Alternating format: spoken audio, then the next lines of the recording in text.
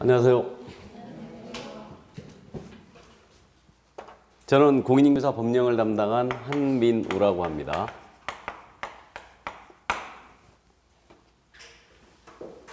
올해 시험 보신 분? 1차는 뭐였습니까? 2차까지 보긴 봤죠? 안 봤어요? 그럼 올해 그럼 2차를 전혀 안 한 겁니까? 아, 그래요? 좋습니다. 오늘은 오픈 강의라 정기적인 이제 수업은 조금 하긴 그렇고요. 근데 진도를 일부 이제 나갈 겁니다. 그래서 이 자료는 지금 여러분들이 나중에 이제 받으시게 된, 이미 이제 받으셨을지도 모르겠는데, 입문서에 있는 내용을 앞에 거를 발췌했습니다. 그래서 앞으로 수업은 이제 제 과목이 이제 공인인증서 법령인데, 제가 쓴 책, 제가 쓴 문제집, 이걸로 전부 다 하게 될 거예요. 그래서 이제 여기는 이제 다 저자 직강일 거예요. 전부 다. 그래서 어쨌든 저자가 강의하는 거는 조금 여러분 듣기가 편할 겁니다. 이거. 그래서 이제 오늘은 첫 시간이라 시험 제도에 대한 부분이 어제 언급이 됐는지 모르겠는데 그 시험 제도에 대한 부분, 공인인증서 제도가 뭔가 이런 것들을 이제 언급을 하면서 우리 과목에 대한 소개, 앞으로 공부 방향 이런 부분을 언급을 하고 오늘 수업을 마칠 겁니다. 아마 지금 앉아 계시기도 힘들죠? 다들 공부 처음 하시는 것 같은데 아마 한 3주 정도는 앉아 계시기도 힘들 거예요.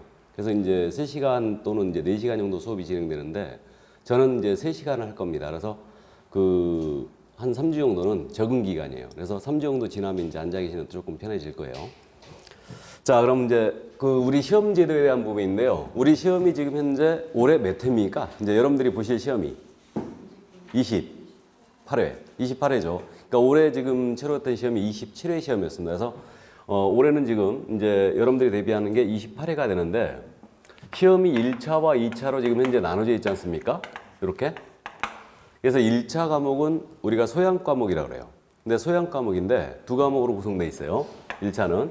그래서 이제 1차는 민법 및 민사특별법이라고 있고요. 그 다음에 이제 부동산학 개론이 있어요.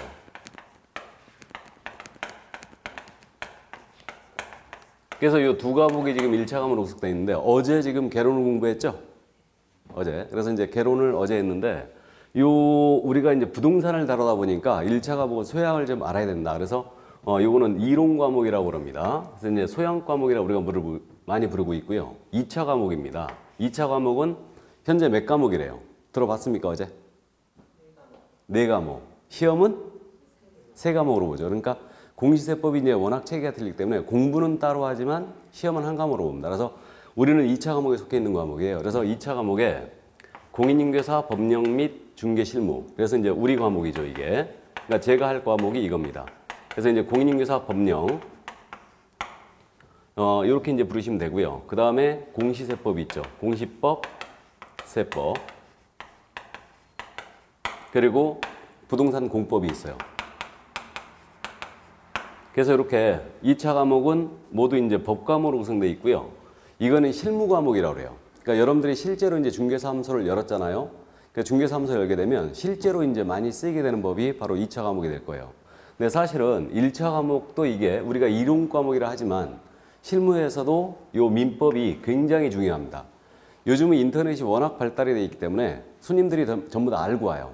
인터넷에서 알아보고 오기 때문에 우리가 이론 과목을 상당히 깊이 있게 공부해야 됩니다. 그래서 1차 과목이 상당히 지금 내용이 어려워져 있고요. 그 다음에 2차 과목이 실무 과목이라고 부르지만 실질적으로 이제 많이 쓰이는 거는 여기 세법하고 공법이 많이 쓰이고요.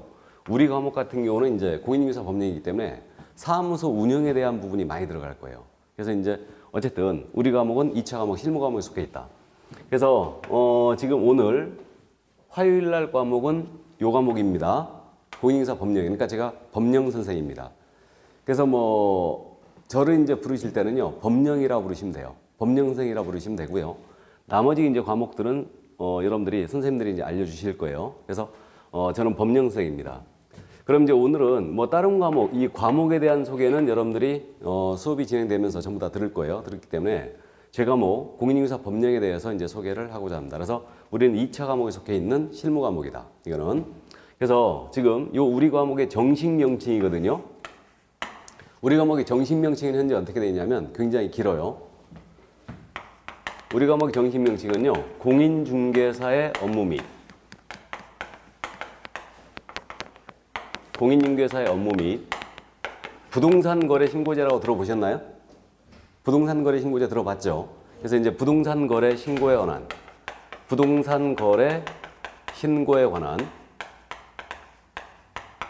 법령 및 중개 실무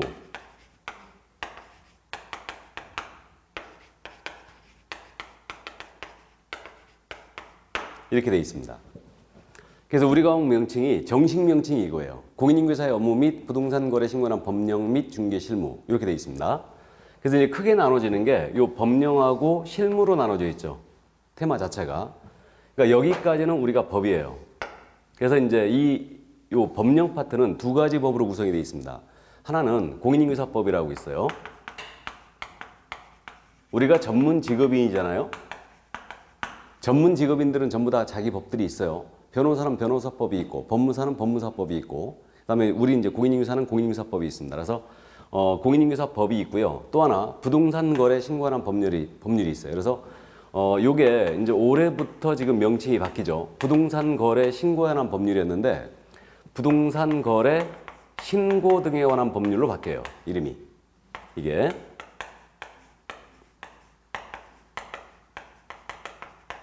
그래서 이 법령 파트는요, 일단 크게 두 가지 법을 테마로 가고 있습니다.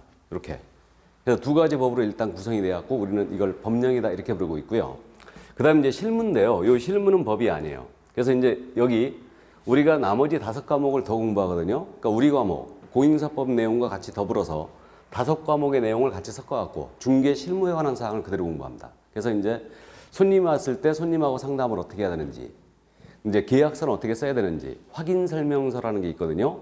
그러니까 물건에 대해 이제 설명을 하게 되면요, 이걸 문서로 작성할 의뢰인에게 줘야 돼요. 손님한테 줘야 되는데 그걸 확인 설명서라고 합니다. 그래서 설명서 쓰는 요령, 이런 내용들이 주로 이제 구성이 돼 있어요. 그래서 요 실무는 다른 과목에서 공부한 내용과 엮어서 중개 실무에 관한 내용을 그대로 이제 공부하게 됩니다. 이게.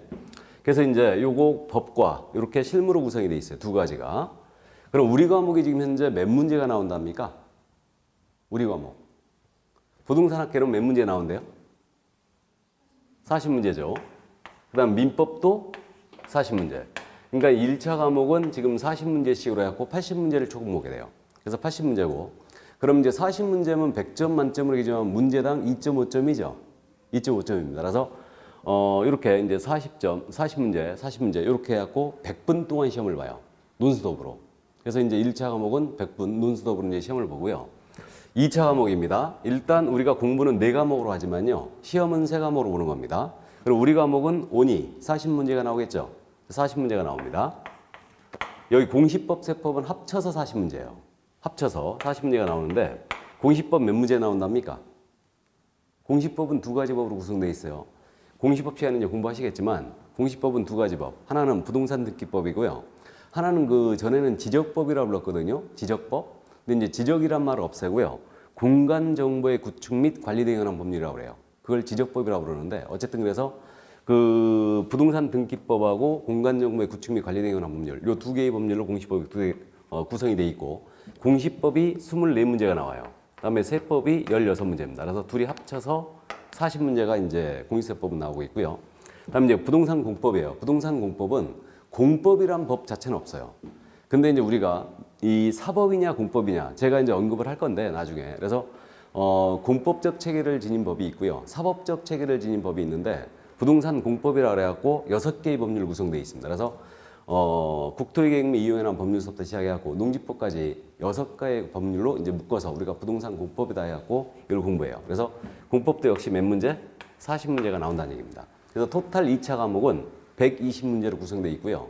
지금 올해까지는 시험을 120문제를요, 논스톱으로 2시간 반, 그러니까 150분 동안 봤어요. 150분 동안. 근데 지금 28회, 여러분들이 보실 시험에서는 지금 2차 과목을 시간을 나눠서 보는 걸 검토하고 있습니다. 그래서 일단은 한 번 쉬었다 보는 걸로. 그래서 이제 그렇게 지금 검토를 하고 있기 때문에 이건 상당히 바람직한 현상이에요. 그러니까 이게 2시간만 동안 논스톱으로 시험을 본다는 건 장난이 아닙니다. 체력이 완전 바닥이 나요. 그렇기 때문에 이제 요것도 우리가 이제 계속 연습을 해 왔었는데 올해서부터는 다행히 이걸 쉬었다 보겠다. 이렇게 지금 검토를 하고 있습니다. 그래서 그게 이제 실행이 될지는 모르겠는데 쉬었다 보는 거는 상당히 바람직합니다. 우리가 뭐 이거 고시하는 것도 아니고, 뭐 20대, 30대 이거 나이가 젊어가지고 체력적인 안배도 지금 필요한 시험이 되고 있죠, 이게. 그래서 어쨌든 이걸 나눠서 지금 보는 걸로 검토를 하고 있습니다. 그래서 우리 과목은 지금 현재 그럼 온이 40문제가 나오는 과목이에요. 40문제인데 그럼 이제 40문제가 우리가 첫 시간에 하지만요. 이게 출제 비중이 어떻게 되냐면 일단 법령 쪽에서는 약 70%를 출제해요. 그럼 법령에서 70%라면은 출제 비중이 몇 문제라는 얘기예요, 이게? 28문제. 그러니까 28문제가 법령 쪽에서 나오고 있고요. 그다음 이제 실무 쪽은 30% 비중이겠죠, 그럼. 30%니까 여기서 실무 쪽에서는 12문제 정도가 출제가 되는 겁니다. 최근 시험은요, 통상적으로 여기 법령 쪽에서 약 30개 정도를 내고 있어요. 그다음 이제 실무 쪽에서 약 10개 정도를 내고 있습니다. 최근 시험은. 그래서 이렇게 지금 현재 내고 있는데 지금 우리가 치른 시험, 그 올해 있었던 시험이 27회 시험이었습니다. 27회 시험에서는요, 이게 그 지금 법령 쪽에서 30개, 그러니까 정확하게 얘기하면 약 31개 정도를 냈는데 그래서 30개 정도를 냈고 그 다음에 이제 실무 쪽에서 10개 정도를 출제했습니다. 이게 한번 우리가 감잡게 해보죠. 우리 과목의 내용 소개를 아직 다 못 받았는데 법령이 있고 실무가 있다고 그랬습니다. 우리 과목이. 여러분들의 시험을 봄에 있어서 법령을 많이 내는 게 유리할 것 같아요? 실무를 많이 내는 게 유리할 것 같아요? 여러분들한테. 실무. 그러실 것 같아서 물어봤습니다. 실무가 비교적 쉬울 것 같잖아요. 그죠? 근데 실무는 이제 말씀드렸듯이 다른 과목과 연계된 내용을 연계해서 우리가 시험 문제에 나온다는 얘기예요.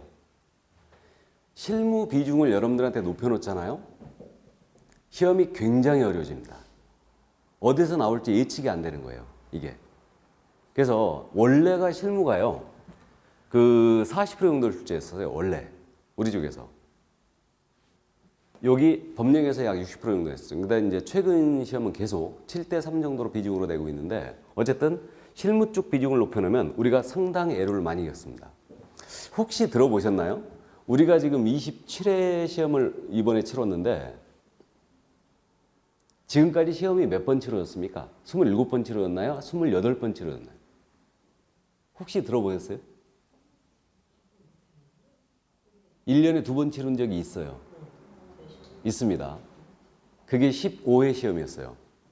15회 시험 이제 소문을 들으셨는지 모르겠는데 그 15회 시험이 2004년도 시험이었거든요. 2004년도 시험이었는데 그때 시험을 너무 어렵게 냈어요. 그러니까 이제 15회 시험이 제 기억에 그 23만 명이 출원했어요. 시험을 보겠다고. 올해 몇 명 시험 보겠다고 지금 출원했다고 그랬습니까? 혹시 들어보셨어요? 올해는 27회 시험은 지금 19만 명이 시험을 보겠다고 출원을 했었어요. 근데 이제 그 15회 때는 23만 명이 보겠다고 출원했는데 전국적으로 채점을 다 해봤더니 시험이 너무 어려워가지고 1200명인가? 23만 명 중에 1200명 합격했어요. 그러니까 이제 0.5% 정도 합격한 거예요. 1%도 합격 못했습니다. 1%도. 그래서 결국은 시험을 다시 한번 치르게 됐어요. 그게 15회 추가 시험이에요. 이게. 그래서 이제 그 15회 추가 시험이 그래서 2000년도 5월 달에 다시 한번 치러졌죠. 이게. 여러분들 혹시 실무 가시거든요. 15회 추가 합격했다고 그러잖아요. 15회 때 합격했다 그러면 고생하셨습니다. 한마디 하십시오. 만날지 모르겠는데 어쨌든 그분들 고생 엄청 많이 했어요. 그래서 이 시험이 지금 현재 28번이 치러진 거예요. 사실은 15회 시험을 한 번 더 치렀기 때문에. 그래서 그 시험이 지금 계속 진행되면서 이렇게 이제 출제를 그때 당시 15회 때까지만 해도 6대 4 정도로 출제했는데 15회 시험 때는 5대 5로 출제했어요. 실무 쪽 비중을 50%를 내버려둔 겁니다. 그러니까 거의 맞힐 수가 없었어요, 문제 자체가. 그래서 이제 현재는 30% 정도 줄어있기 때문에 그나마 다행이고, 통상적으로 지금 실무는 10문제 정도, 올해는 지금 10문제 정도 됐다고 하는데 통상 여태까지는 지금 24회, 25회, 26회 이 정도에서는 9개, 8개 정도밖에 출제 안 했어요. 그래서 어쨌든 이 실무가 현재 지금 10문제 정도, 그러니까 이제 요 7대3 정도 비중이라는 거 참고해 두시고요. 그럼 올해 시험으로 잠깐 돌아가서 올해 시험, 27회 시험. 어제 지금 부동산학 개론 교수님이 말씀하셨는지 모르겠는데 올해 시험 어려웠대요? 쉬웠대요? 어려웠대요? 부동산학 개론이 어려웠다겠습니까? 전체적으로? 전반적으로? 전반적으로 일단은 어려웠다. 틀린 말씀은 아닙니다. 그 전반적으로 예년에 비해서는 26회 때보다는 27회 시험이 어려웠어요. 전반적으로 어려웠습니다. 그러니까 문제 출제 각도가 약간 이제 빗나간 문제들이 좀 있었고, 그래서 1차 과목도 좀 까다로웠고요. 2차 과목도 좀 까다로웠습니다. 그래서 어쨌든 뭐 전반적으로 시험은 어려웠어요. 근데 합격 인원은 제 예상은 작년보다는 더 나올 거예요. 합격률은 떨어질 거예요. 그 작년 26회 때는 사실상 합격률에 따져서는 이제 25% 정도 합격했어요. 그러니까 그 작년 26회 때 요 25% 합격 인원을 보였다는 얘기는요, 2차 시험장에 최종적으로 들어간 인원 대비예요. 그러니까 이제 2차 시험을 보겠다고 이제 출원을 했는데 그 인원들이 다 시험장에 들어가지는 않을 거 아닙니까? 통상적으로 10만 명 정도 가장했을 때니까 그 10만 명 정도가 만약에 출원을 했다. 시험을 보겠다. 출원하게 되면 이 중에 약 65% 정도가 시험장에 들어가요. 그러니까 6만 5천 명. 그러니까 35%는 출원만 해놓고요. 시험을 안 보는 겁니다. 그래서 이제 약 65% 정도가 시험장에 들어갑니다. 그러니까 이 인원 대비 최종적으로 합격률을 따지는 거예요. 그러니까 1차 시험장에 들어가는 인원은 따지 않습니다. 그러니까 2차 시험장에 들어가는 인원만 가지고 이제 25% 합격률을 이제 26회 때 보였어요. 그러니까 이거는 사실상 25%, 그러니까 이제 26회 때 25% 합격을 시켰기 때문에 요건 난이도 조정에 실패한 거예요. 사실은. 난이도 조정에 실패했고, 통상적으로 몇 프로 정도 합격을 하냐면요, 통상적인 시험에서는 19% 내지 약 22% 선. 그러니까 이 정도 선에서 합격을 시켜요. 근데 이제 26회 때는 왜 25% 합격을 시켰냐면요, 25회 시험. 25회 시험에서 약 19% 정도밖에 합격을 못했어요. 19%. 그러니까 이 정도밖에 합격을 못했기 때문에 결국은 이제 난이도를 조금 낮춤으로써 합격을 더 시키겠다 그래갖고 이제 작년 그 26회 때는 25% 합격시켰던 겁니다. 올해는 그럼 제 예측인데요. 27회 올해 본 시험 27회 때는 약 20% 선에서 합격을 시킬 것 같아요. 느낌에 20%에서 22% 정도. 그럼 저 정도 인원이면은 지금 현재 출원 인원 대비했을 때 약 한 16,000명 정도? 이 정도 합격할 거예요. 그러니까 그 25회 때는 8,900명이 합격했어요. 이거는 지금 현재 최근 시험 중에 가장 적은 인원 합격했고요. 그 26회 시험, 작년 시험에서는 15,000명 정도. 그래서 그 15,000명 정도가 합격했기 때문에 최근 시험에서는 또 가장 많은 인원이 합격했어요. 그러니까 올해는 약 한 20% 정도 합격시키면은 16,000명 정도. 이 정도 지금 합격을 하지 않을까 이런 생각을 지금 하고 있습니다. 그래서 그 15,000에서 16,000 이 정도 이제 합격을 할 거다 이런 예측이 지금 가능한데, 그래서 전반적으로 시험은 어려웠지만 인원수가 늘어났어요. 그러니까 26회 때보다는 약 한 4만 명 정도가 늘어났습니다. 그렇기 때문에 그 인원 대비한다면 그 정도 합격할 거다 이렇게 보고 있고요. 그럼 27회 시험이 지금 문제인데 28회 시험 우리가 이제 볼 시험 28회 시험이 문제인데, 28회는 지금 현재 우리가 지금 전국이 시끌시끌하죠. 시끌시끌합니다. 그러면 최모 씨 때문에 아주 그냥 국가가 그냥 완전히 그 혼란에 빠져 있는데, 내년에 대통령 선거 있죠. 대통령 선거가 있는 해는 시험이 전반적으로 쉬웠어요. 쉬웠습니다. 왜 그러냐면 무리를 일으키지 않는 거예요. 만약에 시험을 이거 15회 때처럼 어렵게 내가지고 무리를 일으켰다. 그럼 시청 광장에 다 모이겠죠 또. 그리고 과천 들러 엎어놓고. 이번에 이제 세종시로 내려가야 되겠죠 이번엔. 근데 어쨌든 그런 무리를 일으키지 않기 때문에 전반적으로 대통령 선거가 있던 해에는 비교적 시험이 쉬웠죠. 비교적. 그래서 아무래도 뭐 28회 때가 찬스가 아닌가 이런 생각이 조금 들긴 드는데, 어쨌든 그래서 그 올해 더군다나 27회 시험이 좀 까다롭기 때문에 뭐 근데 뚜껑을 열어보면 이제 인원수는 작년보다는 늘어날 거라고 저는 예상을 하고 있는데, 어쨌든 뭐 이건 인원이 늘어났기 때문에 그런 거예요. 그러니까 그 28회 시험은 비교적 이제 쉬운 시험이 될 거다. 이렇게 예측이 지금 현재 되고 있습니다. 그래서 이 쉬웠을 때 반드시 합격해야 돼요. 반드시. 제가 이제 이 수업을 하다 보면요. 느끼는 게, 특히 지금 우리가 11월 달 출발반이라고 그러거든요. 그러니까 처음에 이제 11월 달 출발반, 이제 1월 달 출발반, 홀수반 출발이에요. 그러니까 11월 달 출발하는 분들은 무조건 끝내야 되거든요.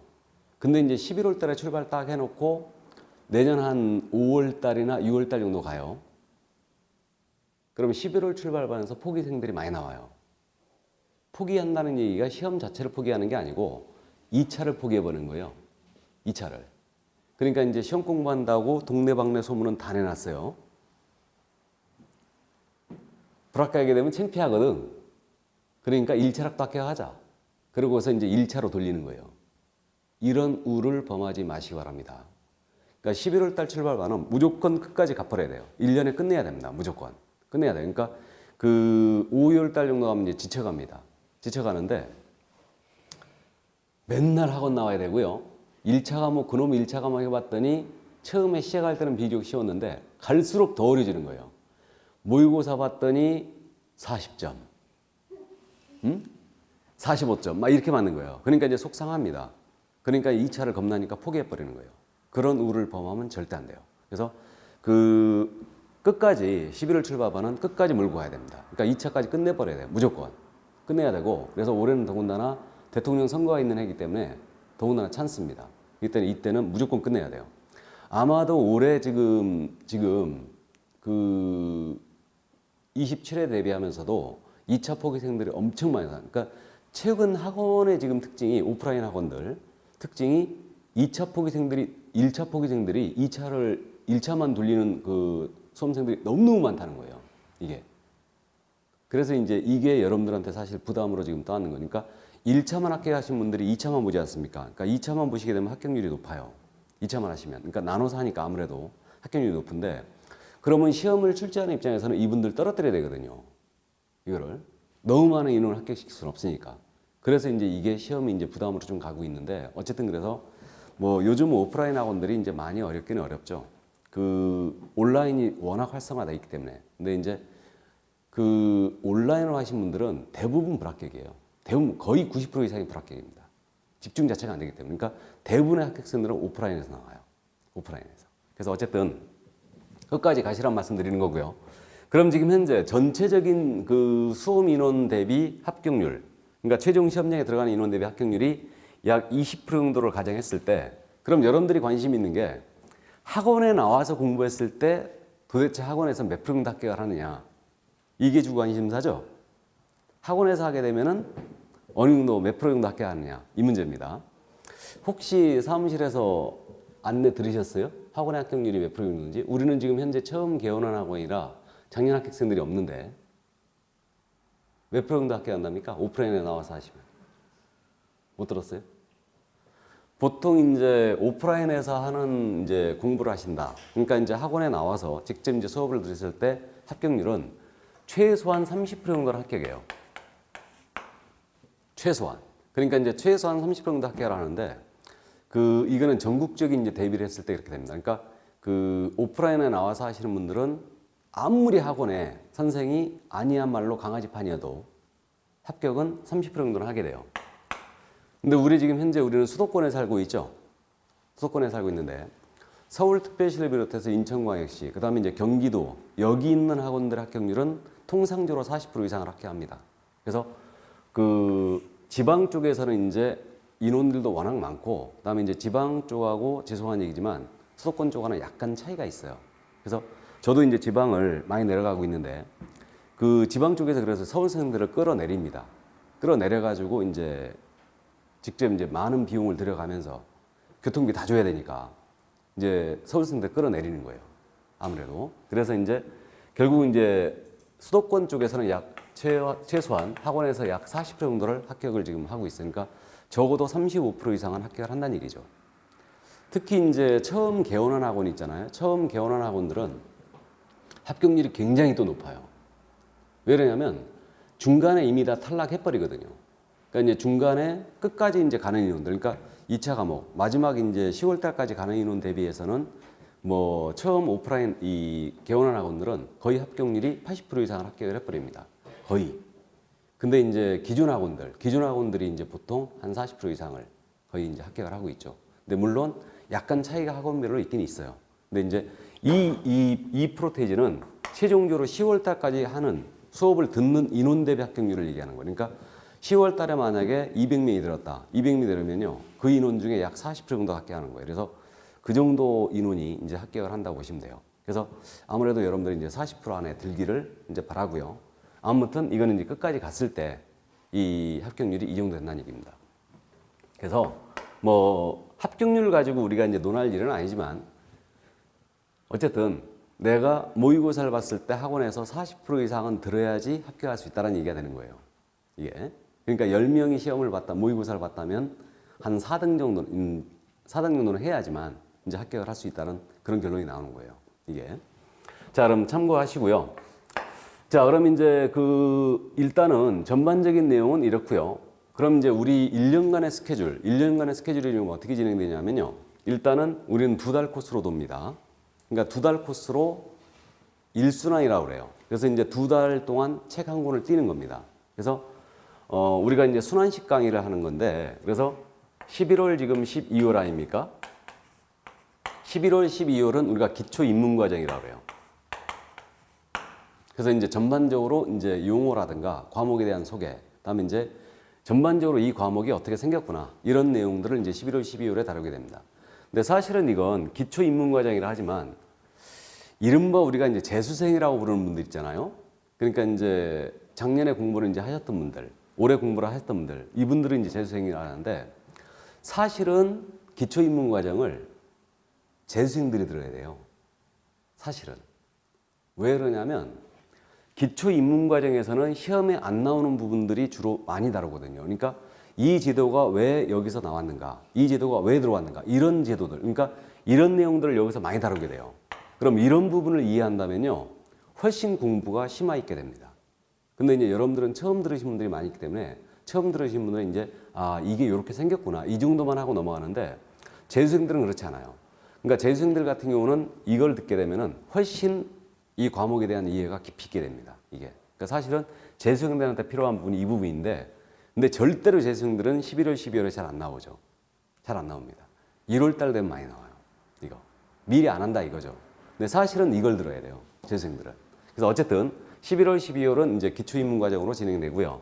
그다음 이제 1월, 2월이 됩니다. 이제 1월, 2월에 이제 기본서가 나올 거예요. 책이. 그래서 이제 책이 나오는데 6권 이제 과목별로 전부 다 나오죠. 그러니까 그 책을 가지고 이론 과정을 진행합니다. 그러니까 이거는 사실 기초 이론 과정이에요. 그래서 기초 이론 과정을 이제 진행하고요. 그다음 이제 3, 4월 되면요.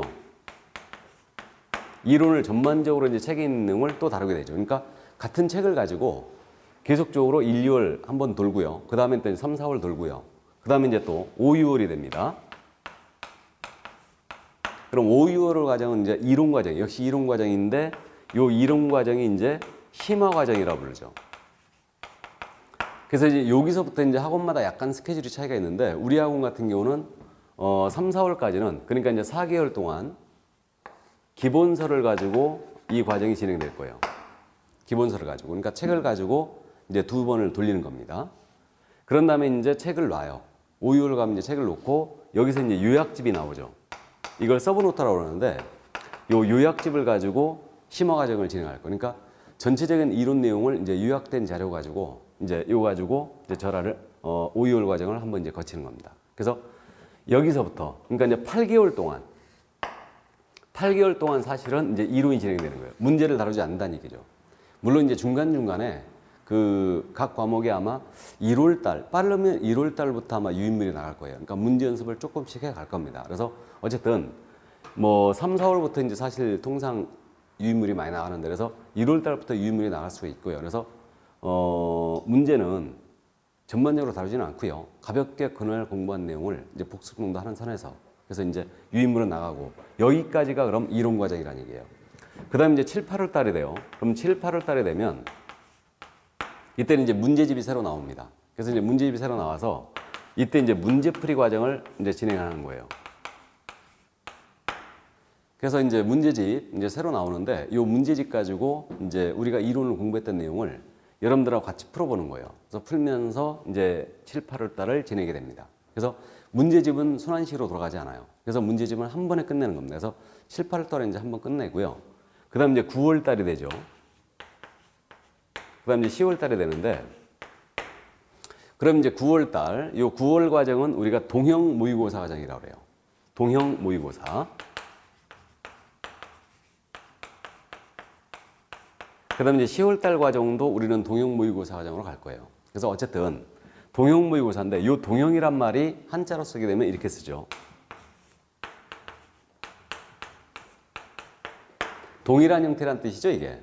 그러니까 시험과 동일한 형태의 문제를 가지고 전 과목이 이제 동형 모의고사를 진행하는데 그 문제풀이 과정에서는요, 7, 8월 달 과정, 이 과정에서는 1시간 수업 기준으로 했을 때 약 20분 정도를 이론 요약을 할 거예요. 이론 요약을 하고 나머지 40분 정도는 이제 여러분들과 같이 문제를 푸는 거예요. 그러니까 사실은 여기서도 이론을 같이 다룬다는 얘기죠. 다루면서 요약 정리하면서 암기할 거 암기하고 그러면서 이제 문제풀이가 진행되는데 여기 9월 달은 순수한 문제풀이에요. 그래서 여러분들이 이제 저는 3시간 수업을 하는데 첫 시간에 시험을 보죠. 그러니까 저는 이제 제 과목은 40문제 나오는 과목이잖아요. 그러니까 40문제를 가지고 여러분들이 먼저 시험을 봐요.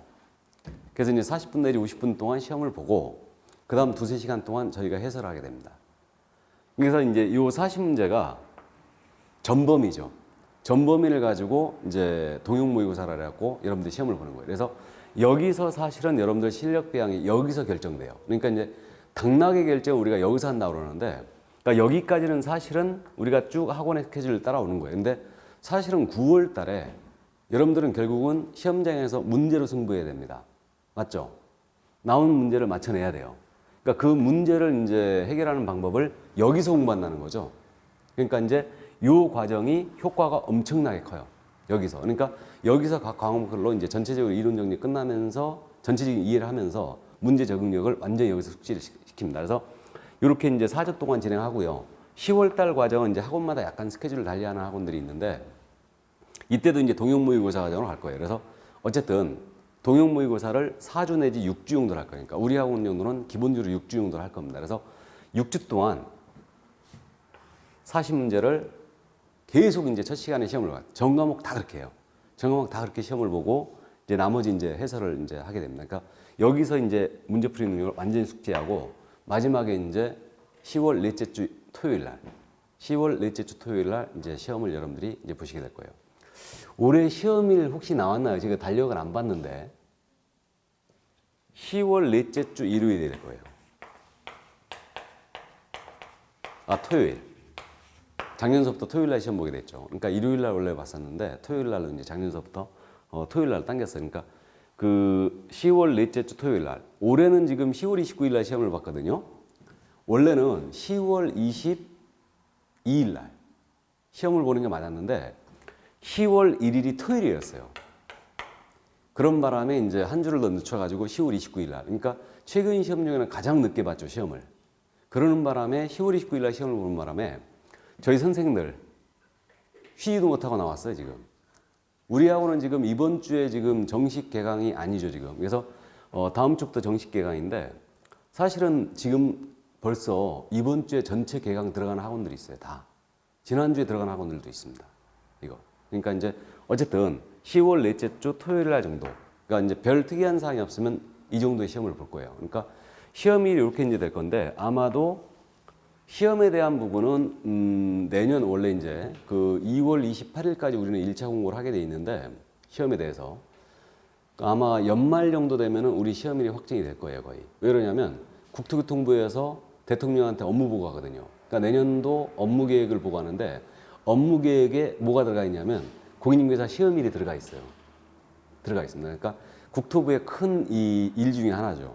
그러니까 공인중개사 시험에 대해서. 그러니까 시험을 언제 보겠다라고 대통령한테 연말에 이제 보고 들어가기 때문에 그 보고가 이제 들어가는 거 보면 내년도 시험이 언제 볼 거다라는 예측이 나오는 겁니다. 이게. 그래서 어쨌든 별다른 이변이 없는 한 10월 넷째 주 토요일 날 시험을 볼 거예요. 이게. 자, 그러면 이제 이 정도 전체적인 1년간의 과정 스케줄이 이렇게 진행되고요. 물론 이제 10월 달에는 이제 마지막에 이제 특강이라는 게 있죠. 그러니까 물론 중간에 특강 한 번 더 합니다. 그래서 이 사이에 그러니까 이제 전 과목이 뭐 1차 과목은 약간 특강을 더 할 수 있어요. 더 할 수 있는데 2차 과목 정도는 아마 6월 말에서 7월 초 정도. 그러니까 요 사이에 중간 특강이라고 해 가지고 이론 정리 한 번 하면서 하루 모여 가지고 이제 여러분들한테 하루 중개법을 한번 다 정리를 하는 거예요. 그래서 정리하면서 하루에 한번 끝내고 이제 문제풀이를 들어갈 수도 있어요. 그러니까 중간 특강을 한번 할 거고요. 그다음에 이제 10월 달은 마지막은 이제 쫑 특강이라고 그러는데 마지막에 이제 시험장에 들어가기 전에 아마도 이제 일요일 날이나 토요일 날 이때 모여가지고 이제 하루 또 정리를 해드릴 겁니다. 그래서 민법, 개론, 공법 같은 경우는 이제 분량이 워낙 많기 때문에 이틀 정도 할 수 있는 특강을 그래서 저는 무조건 이제 하루에 이제 특강을 끝냅니다. 그래서 그렇게 이제 특강 정도가 중간에 이제 2번 정도 더 있을 거예요. 그래서 그렇게 이제 해갖고 최종적으로 여러분들은 이제 시험장에 들어가시게 될 겁니다. 이게 그래서 요 1년간의 과정은 이렇게 되는데 이게 참 해보면요 시간이 너무 잘 간다는 거예요. 지금 우리가 처음 출발하고 있지만 어느 날 갑자기 우리가 9월 달에 와 있어요. 어느 날 갑자기. 그러니까 결국은 이제 스케줄 관리를 잘 해야 된다는 얘기인데 그래서 수업을 듣다 보면은요 이게 공부 준비도 안 됐는데 어느 날 7월 달 와 있고요. 어느 날 9월 달 와 있고. 그러니까 이제 시간 관리를 잘하는 말씀을 계속 제가 드릴 거예요. 이게. 자, 그러면 이제 전체 1년간의 스케줄은 이렇게 진행된다는 거 일단 말씀을 드리고요. 그럼 이제 우리 과목으로 돌아와서 우리 과목. 지금 우리가 들어봤습니다. 부동산은 어제 개론 시간에 들어봤을 텐데 과락이라는 게 있죠, 우리가. 학교학에서는 저 6과목에 대해서 그러니까 정확하게는 5과목이죠. 5과목에 대해서 과락을 맞으면 안 된다고 그랬죠. 과락이 몇 점이에요? 40점. 딱 40점 맞으면 과락이 아니에요. 딱 40점 맞으면 아니죠. 40점 미만을 맞아야 돼요. 그러니까 정확하게 37.5점 이하죠. 그래서 각 과목 만약에 40점 미만 점수 득점한 점수가 한 과목에 있었다. 그럼 무조건 탈락이에요. 무조건 탈락입니다. 그래서 과락을 맞으면 절대 안 돼요. 과락 맞으면 안 되고. 그러면 우리는 지금 현재 절대평가래요? 상대평가래요? 절대평가죠. 그럼 과락 없이 각 과목 60점 이상을 득점해야 되죠. 그래서 각 과목 60점 이상 득점해야 되니까 평균 60점 이상을 득점해야 됩니다. 그럼 결국은 한 과목에서 과락이 있으면 안 되고 그 다음에 평균 60점 이상을 득점해야 되는데 그럼 여기서 우리가 지금 시험이 1차와 2차로 나눠져 있잖아요. 그죠? 1차, 2차 나눠져 있는데 1차, 2차로 나눠져 있다는 의미는 1차 합격생 따로, 2차 합격생 따로 간다는 얘기죠. 그게 된다는 얘기예요. 그러면 민법 이거 부동산학 개론 과락 없이 1차 과목에서 평균 60점 이상을 득점해야 된다는 얘기죠. 그 얘기입니다. 그 다음에 2차 과목도 과락 없이 평균 60점 이상을 득점해야 돼요. 그래 합격입니다. 그럼 결국은 1차 과목에 점수가 남았어요. 2차 과목에 빌릴 수 있다 없다? 없다. 2차 과목에 점수가 남았어요. 1차 과목에 빌릴 수 있어요 없어요? 없다는 얘기예요. 없습니다. 그러니까 차수별로는 점수를 빌릴 수 없어요. 차수별로는. 이게 물론 1차 과목은 남을 일이 거의 없을 거예요. 남을 일이 점수가. 그래서 차수별로는 빌릴 수가 없다. 그리고 지금 1차, 2차를 같은 날에 보잖아요. 그죠? 1차, 2차를 같은 날에 보고 있어요. 1차 과목 9시 반부터 11시 10분까지인가 보죠. 이거. 그 다음에 이제 1시간 20분을 쉬어요. 1시간 20분을 쉬고 2차 과목은 12시 반부터 3시까지 시험을 봅니다. 이렇게. 그래서 이렇게 시험을 보는데 2시간 반 논스톱이에요. 2차 과목. 1차 과목 100분이 논스톱이고 1시간 40분이. 그러면 결국은 이렇게 지금 현재 시험을 보고 있는데 1차, 2차를 지금 같은 날에 보고 있다는 얘기예요. 그럼 이렇게 말할 수 있잖아요. 1차 과목은 평균 50점 득점했는데 2차 과목은 평균 70점을 득점했어요. 평균 70점을. 그럼 여기 남는 점수를 1차에 빌려주지 못한다는 얘기입니다. 그럼 이분 2차를 합격한 건가요? 못한 건가요? 예? 못한 거예요.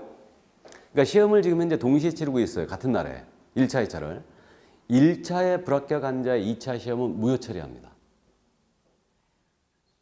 그러니까 1차를 무조건 넘어와야 돼요. 1차를. 제 생각은요. 저 경우에 2차는 합격한 걸로 하고 1차만 따라오게 하면 진짜 좋을 텐데 그게 안 된다는 거예요. 또 1차, 2차 구분 없이 전체 과락 안 맞고 평균 시점에 득점하면 합격한 걸로 하면 이것도 합격자가 엄청 많이 나올 거예요. 훨씬 더 늘어날 거예요. 훨씬. 근데 현재는 1차, 2차로 확실히 시험이 나눠져 있고요. 1차에 합격을 해야지만 2차의 자격이 주어진다는 거죠. 이게. 그래서 1차를 합격 못하면 결국은 2차 시험은 전혀 쓸모가 없다는 거예요. 전혀 쓸모가. 그래서 현재 1차를 넘어와야지만 2차의 자격이 생기는 거고 그렇기 때문에 이제 1차 때문에 여러분들 공부해 보시면 아시면 1차 때문에 여러분들이 1차의 부담이 너무너무 큰 거예요.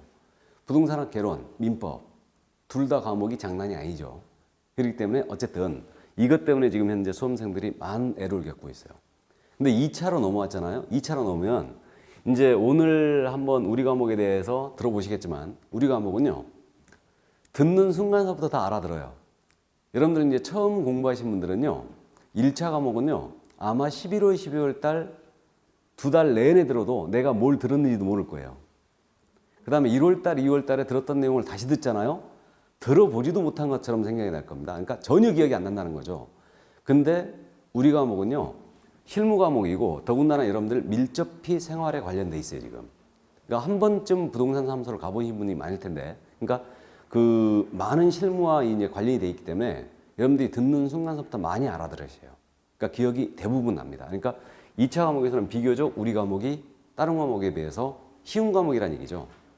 그래서 이제 우리 과목을 고득점 하면서 2차는 그냥 통과해 버립니다. 그러니까 1차를 넘어오면 우리 과목이 딱 버티고 있어요. 그렇기 때문에 우리 과목에서 모든 걸 커버해 버린 거예요. 그러면 우리 과목을 만약에 60점을 맞았잖아, 시험에서. 나중에 이제 아시겠지만 제가 장담합니다. 우리 과목 만약에 6점 맞았다. 합격할 것 같아요, 못할 것 같아요? 들어보셨는 얘기네? 보였다는 얘기네? 어제 들어보셨어요? 공인인사법은요. 만약에 시험에 6점 맞았잖아요. 100% 불합격이에요. 100% 불합격입니다. 제가 이건 장담하겠습니다. 우리 과목 6점 맞고 만약에 합격을 했다 내가 최종 시험에 그럼 제가 밥을 한 번 사겠습니다. 절대 합격 못해요. 왜 그러냐면 우리 과목 60점 정도 맞아버리면요. 이제 여러분들 공법 소개를 들으시겠지만 공법 과목이 상대적으로 2차에서 어렵거든요. 공법은 절대 60점 득점 못해요. 우리 과목 60점 정도 맞을 정도로 공부를 했다면 공법은 한 40점 정도밖에 못 맞을 거예요. 이 정도밖에. 그렇다면 결국 탈락이에요. 탈락입니다. 그럼 결국은 우리 과목 60점 맞으면 절대 안 된다는 얘기죠. 그러면 최소한 몇 점 정도 맞아야 되느냐 이 문제가 되는데 70점 맞으면 합격할 것 같아 못할 것 같아? 예? 그래도 합격을 못합니다. 70점 맞아도 합격 못합니다. 그럼 75점을 맞았다. 만약에 우리 과목을 그럼 어떻게 되냐? 이때는 가당가당하죠. 한두 문제 차이로 합격을 하거나 한두 문제 차이로 불합격하거나 둘 중에 하나예요. 둘 중에 하나. 이게 되고요. 그러니까 결국은 여기까지는 안 된다는 얘기죠. 그럼 몇 점 이상 득점해야 된다는 얘기냐? 우리 과목은 80점 이상을 득점을 해줘야 됩니다. 그래야 합격할 수 있어요. 그래야지만 이제 공법 과목 부족한 점수를 도와주고요. 다음에 공세법의 부족한 점수를 우리가 도와주는. 그러니까 우리 과목을 또 80점 이상 맞고도 불합격하신 이는 거의 찾아보기가 힘들죠. 그러니까 기본적으로 우리 과목은 80점 득점할 수 있는 과목이고 충분히 이제 해야 된다는 걸 여러분들이 나중에 느끼실 거예요. 이게. 그럼 결국은 1차 시험이 문제지 2차 시험은 문제가 안 된다는 얘기죠. 그러니까 우리가 80점 이상을 득점을 이제 가기 때문에 결국은 1차만 넘어오면 2차는 중개사법 우리 과목에서 책임을 진다는 얘기입니다. 이게. 그래서 저는 그런 말씀 많이 드려요. 처음 하시는 분들한테 1차 일단 주력을 해라. 주력하라고 2차는 그냥 수업만 따라와라. 이런 얘기를 해요.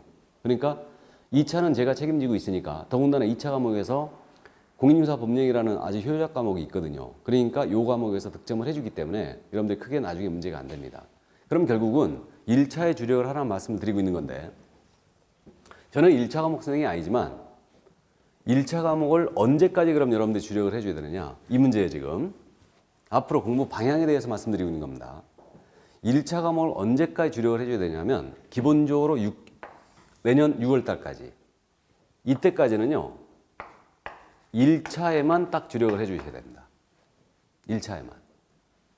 그러니까 무슨 얘기냐면 결국은 1차 과목을 못 넘어오기 때문에 2차 과목이 아무 소용이 없어지는 거예요. 더군다나 1차 과목이 이제 기본서, 책을 받아보시면 아시겠지만 책도 두껍고 내용 자체도 어려워요. 이거를. 그러니까 득점하기가 쉽지 않다는 얘기죠.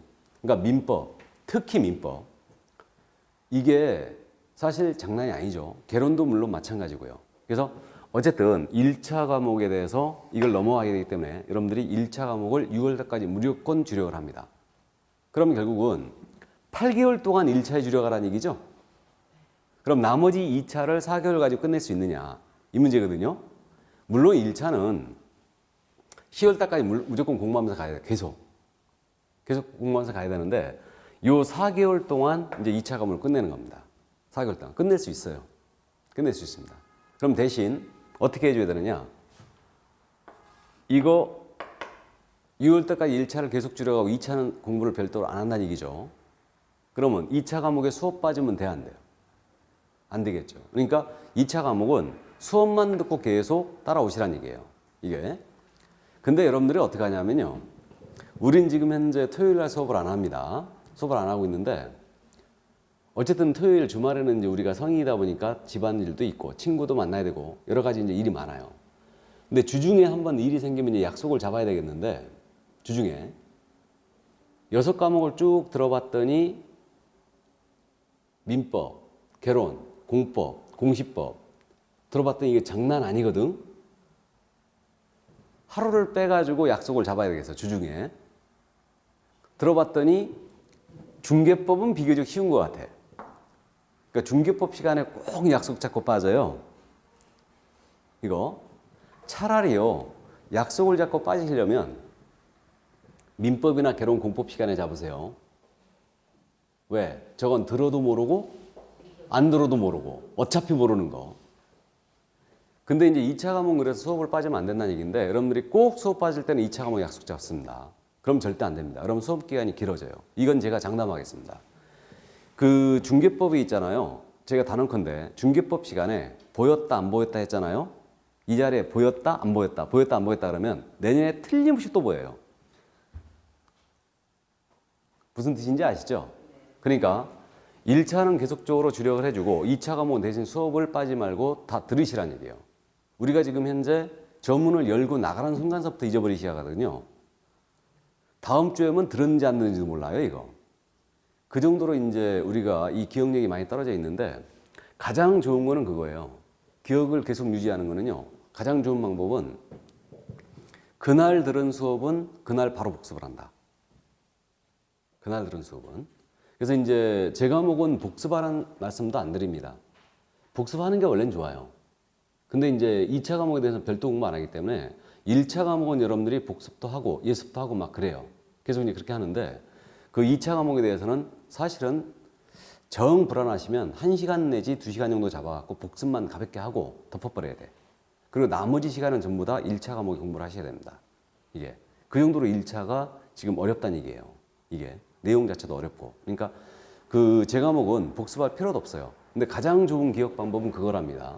그러니까 통상적으로 이제 심리학자들이 하는 얘기가 우리가 그 기억력에 대해서 많이 떨어져 있다고 지금 나이를 먹을수록 떨어져 있다고 얘기를 많이 하는데 사실은 그게 아니랍니다. 그러니까 어느 정도 감퇴는 있긴 있는데 그날 한 내용을 그날 복습을 하면요. 하루는 간대요. 하루는 기억을 한답니다. 그러면 그날 복습을 해놓고요.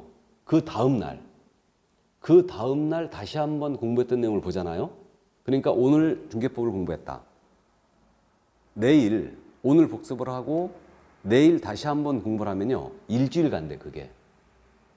다시 한번 하면. 그러니까 24시간이 지나가지고 복습한 다음 24시간 다시 복습을 하면 이게 일주일 간답니다. 근데 일주일 뒤에는 또 잊어버린다는 얘기죠. 그럼 일주일 뒤에 다시 한번 그 부분을 다시 보잖아요. 그러면 이때 기억이 이제 한 달 간대요. 한 달.